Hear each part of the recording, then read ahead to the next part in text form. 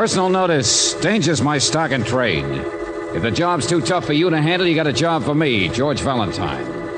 Write full details.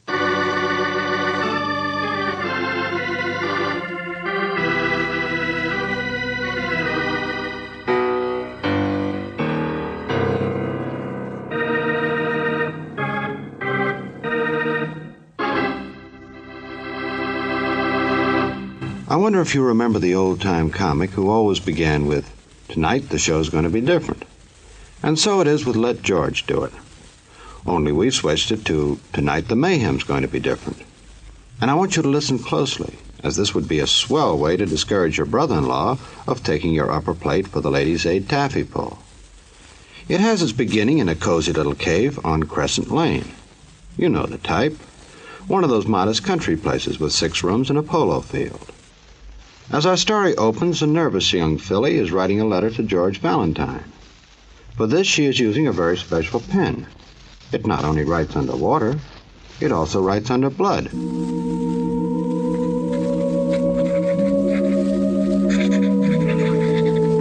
Dear Claire, I meant to write you so much sooner than this. It's been so long, hasn't it? But does it only seem that way to me because we're so isolated out here at Crescent Lane? Anyway, I've known, of course, that you'd be here for the weekend tomorrow, you and George, and I've... Oh, hello, Avery, dear. It's all right with you, isn't it, to have them here?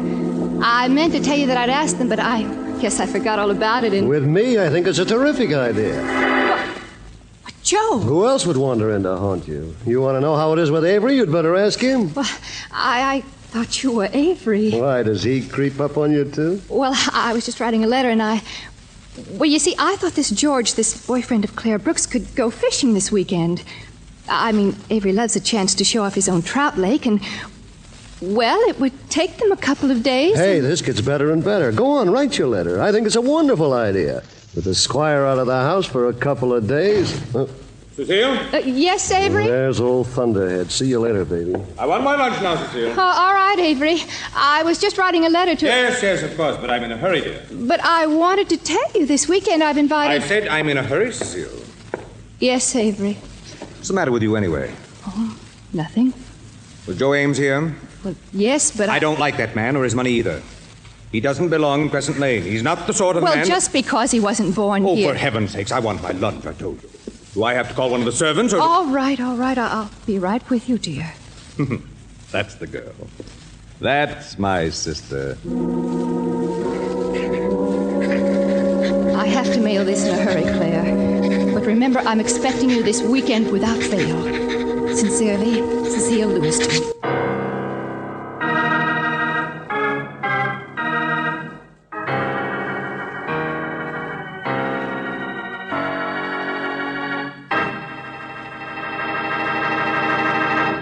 This gal Cecile may have the whips, but she ain't so dumb.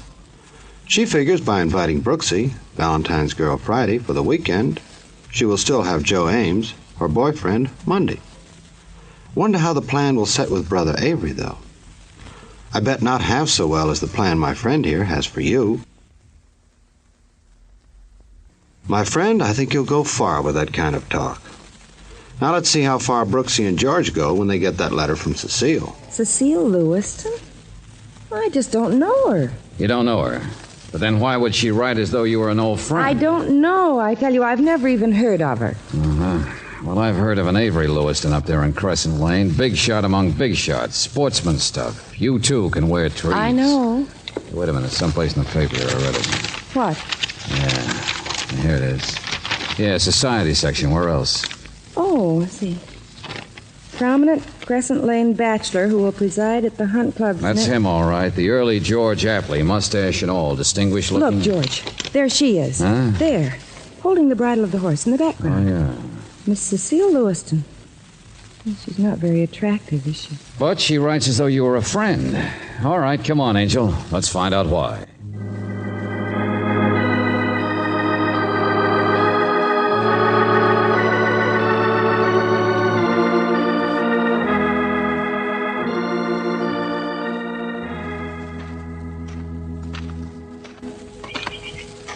Oh, I'm so glad you could come. It's certainly a beautiful place, all your gardens and the woods. But I'd still like to know Oh, where... yes, my brother's very proud of it. Well, aren't you too, Cecile? Well, it's really his. I mean, I've always lived here. Ever since my mother and father died, I was just a child. But my brother is... Well, it's sort of his. I always think of it that way. Here, we'll go in through here. Well, wait a minute. What about that letter of yours? Mr. Valentine, please don't ask any questions. You might as well ask him to stop breathing. I'll explain everything later. No. It's all right with me. What? No questions. Thank you. Come on. All right. But you've told your brother we were all friends of yours. Mr. Valentine, you Well, promised now, that's to... not a question. Just an observation. And you wrote the letter to Brooksy that way because he was watching you write it, maybe. So that makes your brother a curious kind of duck who looks over his shoulders. No, I mean... All right, never mind. I'm close enough. But why a full-grown woman would pull a childish stunt like that on her brother is But beyond you're me. wrong. I mean, Avery doesn't even know about you yet. I haven't had a chance to tell him. He was out all yesterday afternoon with a man named Joe Ames who's new here, and, well, this morning Hold it. Well, hello. Hi. We were just admiring your place. Oh, no. No, this is not Avery. I mean, this is Paul Merrill. Miss Brooks, Mr. Valentine. Oh, How do you do? I'm sorry. Paul lives down the road. What do you want, Paul? If you're looking for Joe, he hasn't been by here this morning. Well, why'd I want him? I'm all through with Joe Ames. What do you mean? Well, he got what he came here for, didn't he? The big tycoon with social ambitions. He's made the grade now. What's this? Huh? Oh, hi, Avery. Well, where are you? Right here in the study window. Oh, But what did you just say about... No, operator. Hang on a minute, will you? well, it was nothing important. Go on, finish your phone call. We'll walk around the porch and come inside. Avery, these are some friends Be of... quiet, will you? Shut up. What? Avery! Nice guy. You know why Ames has been here, Cecile. You stay out of this. Yes, Avery. Well, all I meant And was... you don't know. Go on. What do you think it is, Paul? Oh, Avery, for gosh sakes, Joe Ames just bought my place, that's all.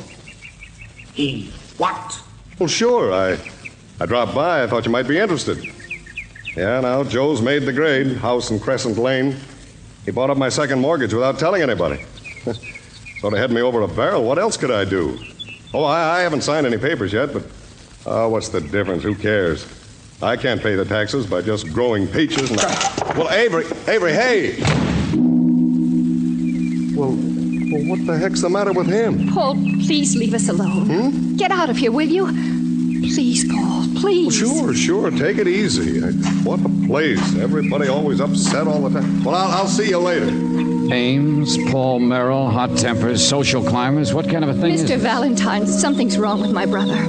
I don't know what it is, but he's been like this for weeks. Just any little thing will set him off. I mean, he doesn't care about Paul Merrill selling his property any more than I do. That's what I wanted you to do this weekend. Take him fishing, make him get away from here. Why, Avery hasn't left this place for years, not even for horse shows out of town. Hey, slow down, will you? Tell Brooksy, not me. Oh, Mr. Valentine. Don't mind if I climb in the window, do you? I want to make a phone call. George, what are you talking about? A guy has to be pretty upset to just drop a phone without hanging it up. Oh, Hello, operator.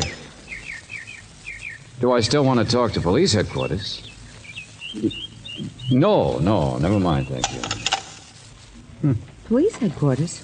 Cecile, why would your brother be talking to... Cecile? George, she's gone. Yeah. Listen. Hey, 5 shots. Sounds like it's over in one of those sheds. Stay here, Brooksy.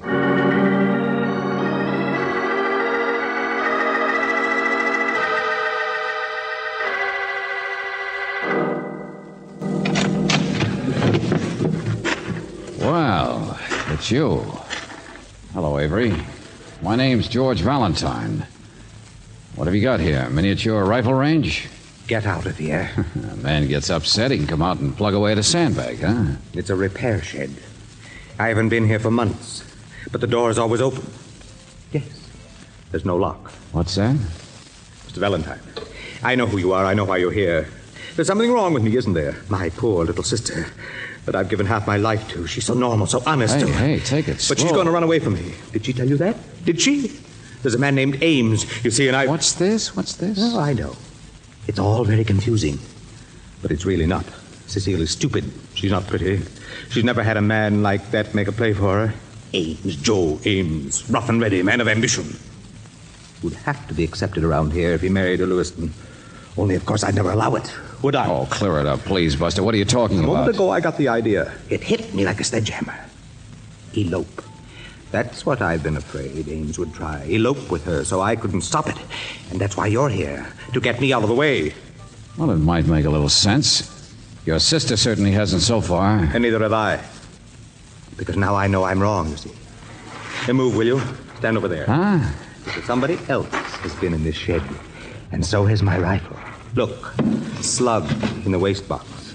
See? oh, now look, how about one thing at a time? That's what I'm doing. Someone's packed a rifle bullet into a shotgun shell. He could dig the rifle slug out of the sandbag. I there. still don't get it. Let me see. Look out, I'll spill sand all over you. Yeah, here's a slug from your rifle. Another couple. 3 of them in the sandbag, but... They match with the one in the waste box, see? Look at it. And here, the one in the shotgun shell. Now, wait a minute, Buster. Let me get this straight. You're talking about being upset over your sister, but now you've got a shotgun shell loaded with what's left of a rifle bullet. Listen to me. I don't understand it. I just found it. Ames. I've been worried about Ames making play for my sister. Wanting to take her away, yes. Of course, I've been behaving strangely. But now I find a thing like this. Uh-huh. Somebody's been experimenting with your ammunition. I don't know what it means. Well, here. Might mess up the barrel of this shotgun a little, but we'll try. What are you going to do? Well, I've heard of taking the buckshot out of a shotgun shell and stuffing something heavier in front of the powder. Look out! Well, that one wasn't packed very tight. But see? There's the slug over there, buried in the wall. The slug that was originally fired from your rifle. George? George, where are you? Oh, yeah, and here, Brooksy. Don't tell anyone. It doesn't make any sense. I don't understand it. It doesn't make... I think you better come inside. Why? We've got a big enough mystery cooking right in here. Oh, George, listen. The caretaker's on the phone from the next estate. He says he was out in the woods and found the body of a man with a bullet in him. What? What's that? It was the body of Joe Ames.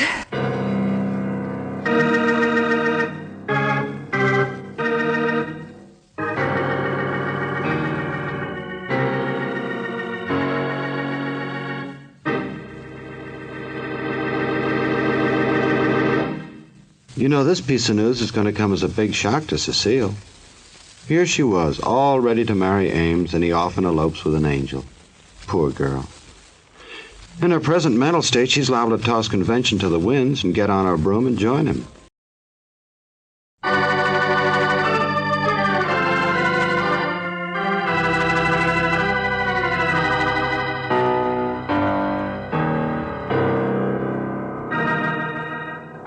You remember the old saying, never go for a tramp in the woods unless you're wearing a bulletproof vest. Well, Joe Ames didn't. He went looking for a partridge and turned out to be the pigeon. Now, this made Brother Avery a happy little monster, as his cup ran over even at the mention of Ames. All of this came to pass just because George and Brooksy got a weekend bid from Cecile, a hysterical female who's just itching for a jacket that buttons down the back. 2 minutes in these surroundings would have told anybody to get your bustle back to town. But not our George. He took a shot in the dark and stayed. Meanwhile, someone took a shot in the woods and didn't. Was it murder? Was it suicide? I don't know. Mr. Worth, the local constable, thinks it was an accident.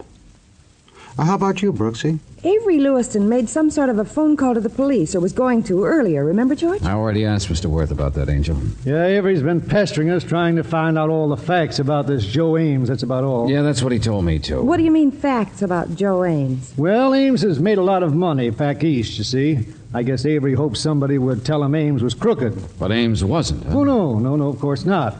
You know, just a bit rough, ambitious. I don't know why Avery should have worried so much about it. He's got plenty. Nothing Ames could have done to him except bring a little noise and progress into his precious Crescent Lane. Oh, no, there was something else. His sister. What? Skip it. It's all over. By the way, Valentine, I want you to show me this hocus pocus out in the shed. This shotgun rifle slug stuff. Oh, yeah, I'll get Avery. Yeah, that's what I mean. Let's clear it up.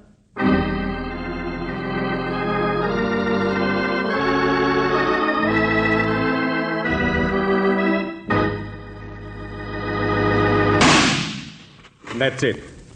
That's what I found. Understand, Mr. Worth? That somebody's been experimenting with how to fire a rifle slug out of a shotgun? Well, of course I do. Only tell me, Avery, where do you keep your rifle?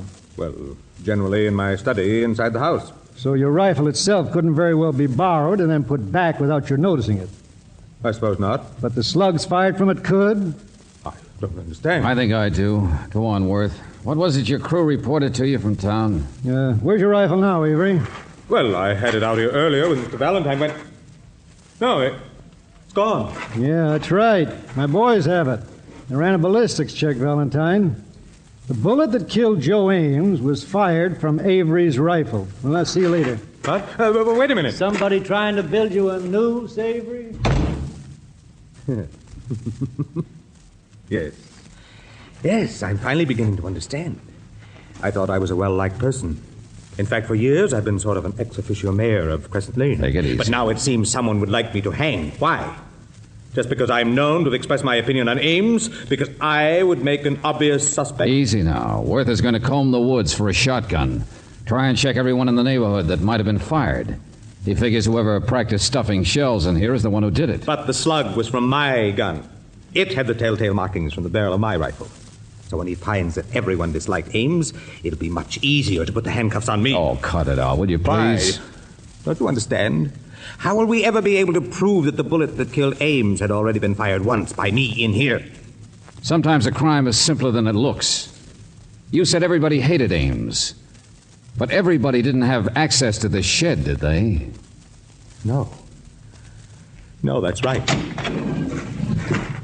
Hello. Paul. Hello, Paul. I just wondered if there was anything I could do. No. No, I guess not. Mr. Merrill, you live down the road, don't you? Yeah, that's right. Yes, all is right. I suppose the police have asked you where you were this morning. Yeah. I don't have any alibis, if that's what you mean. Yeah, but on the other hand, I don't kill people. Hey, you fixed this place up pretty nice, Avery. Moving the lathe out gave you more room in here, didn't it? Haven't you been in here since then? Me? Well, no, why would I? Now, what's going on anyway? I'm not interested in guns, if that's what you mean. But you're a neighbor. You're around here all the time. Well, now, let's get it clear. What do you mean? No, Valentine. It's ridiculous. Paul and I have nothing in common. As for my sister, she actually goes out of her way to avoid him. There must be others. I was thinking that Mr. Merrill and Joe Ames had something in common, that's all. What's that? Yeah, that business of the property. Oh. Oh, now, look here. He forced me to sell. What of it? I don't mind getting out of here. I've been full of Crescent Lane all my life, and I'm sick of it. Well, just because he didn't give me as much money as... Oh, I'm getting out of here. I'm sorry I can't help you, Valentine. Paul. No, let him go, Avery. It's about all over anyway. What? Yeah, sometimes a crime can be so simple. And the simple way is the only way I can figure it. Well, where are you going? Oh, what do you mean that To see an old friend that I didn't meet until today. Your sister, Avery.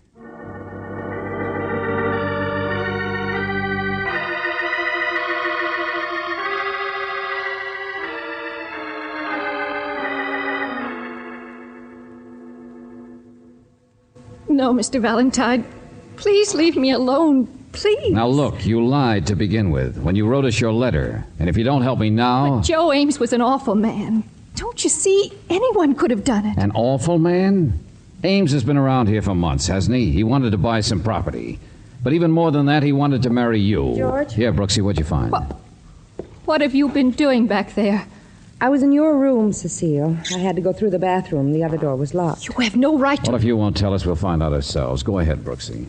She had 3 suitcases, all packed. Oh. There isn't anything left in her closet but a few things to wear over the weekend. No.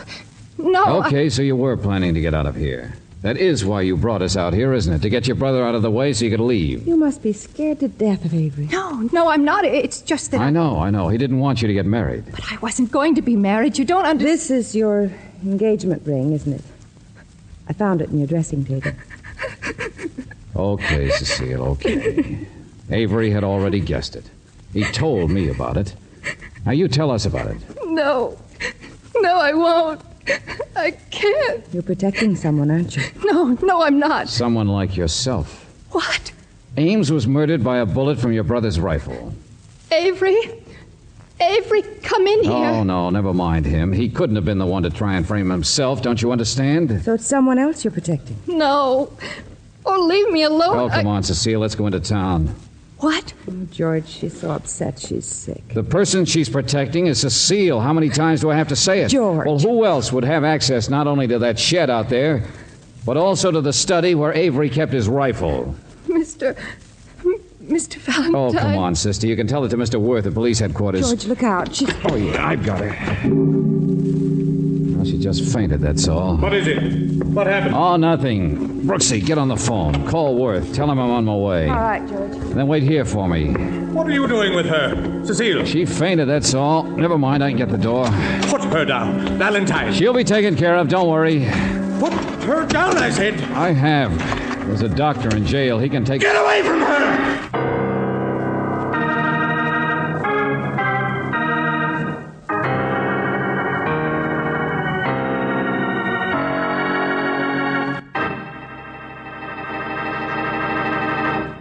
Will George get away from her? Will Avery give it to him in the end? Boy, doesn't a situation like this kind of get you deep down inside?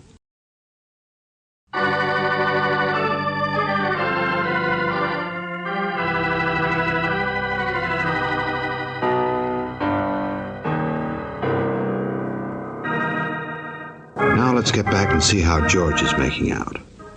Say, this is terrible. He's still standing there. Get away from her! Well, where did you get the shotgun? Smells. Found it out in the woods. Just bringing it to show you. Well, don't wave it at me like that. Hey, what's that shotgun loaded with? Buckshot? You better get your hand off the trigger. You'll hit us both. What? Or is it loaded with another one of those 5 slugs from the shed? You went over to Merrill's and you stole his rifle, and now you're getting ready to plant it in the woods. Get away from her. Oh, yeah, sure. The big squire of Crescent Lane that everybody calls Thunderhead. And the only person that really takes you seriously, I guess, is Cecile. After all, why not? She's not very good looking. There weren't any boys. She's waited on you, hand and foot, ever since your parents died. Stop it. Be quiet. What makes you think I'd want to plant Merrill's Now, gun? you listen to me, Buster. You move 1 inch and she gets hurt, see? The gun, simple. The whole crime's simple, I told you. I always wondered what it'd be like to walk in on a case just a few minutes after a man had been murdered. Now I know. A man will try anything when he's desperate, won't he? I don't know what you're talking about. All right, forget all the fancy stuff. Forget that shotgun stuff. When I walked in here today, you were phoning the police. You were all upset. Well, suppose you were going to phone in and tell them that you just shot a man by accident in the woods. No, that's not true. He was the guy who was going to take your sister away from you. With your standing around here, how could anybody ever prove it wasn't an accident? But the shotgun... You shot Ames with your rifle. Only then you changed your mind. How desperate can you get? Sure, why not make it a murder now? For the last time, Valentine, I'm warning Why you not to... get rid of Merrill, too? Why not go out to the shed and show me a perfectly obvious switch with the ammunition that'd make you look innocent forever? But I found those shells there. You knew ballistics would prove it was your rifle that killed Ames, so you showed me how someone else could have used one of those 5 slugs. Get away from her. For the last time, get away from her. 5 slugs, Buster, 5 slugs. You ripped open the sandbag, remember? There were 3 in there, 1 in the wastebasket, 1 in the shotgun shell you just stuffed.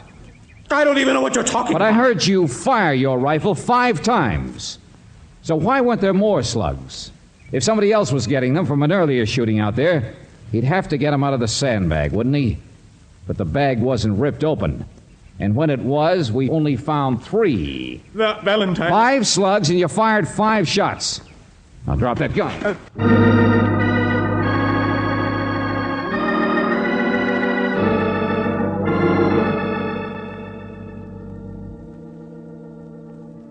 Mr. Valentine, I knew he must have done it.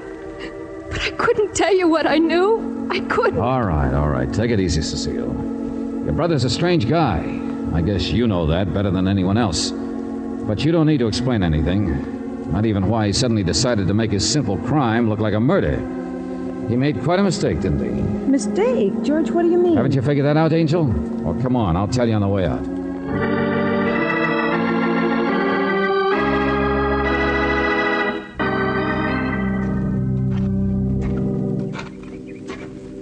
All right, think, Brooksy. Why didn't he just leave Ames' death as an accident? Why didn't he finish his call to the police? You remember what happened? Well, Paul Merrill was there talking about selling his property. Angel Cecile was planning to elope. Now, would the man she'd elope with buy property right near the murderous brother they were running away from? Oh. Yeah, that's what hit Avery like a sledgehammer. But on the other hand, why would Merrill be perfectly willing to sell at a bad price and get out? Now you have it. But she and Merrill were so cool toward each other. Well, if it was necessary to elope, it'd also be necessary to put on an act, wouldn't it? Avery never even guessed until that moment. It wasn't Ames at all. It was Merrill. And Avery started working to pin the murder on Merrill. Sure. Get rid of the real suitor who was going to steal his sister. But at least it ends happily. You see, now they can get together. Love always wins out. Ah.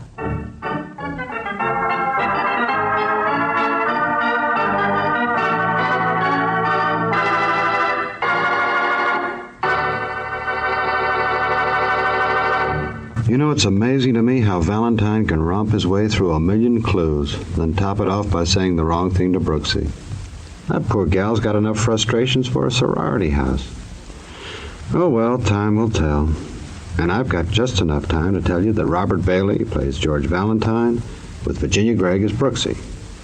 David Victor and Jackson Gillis wrote the story, and Eddie Dunstetter gave you a shot at two at the organ. Now, this is yours truly inviting you to another visit with Valentine, when you will again hear what happens when you let George do it.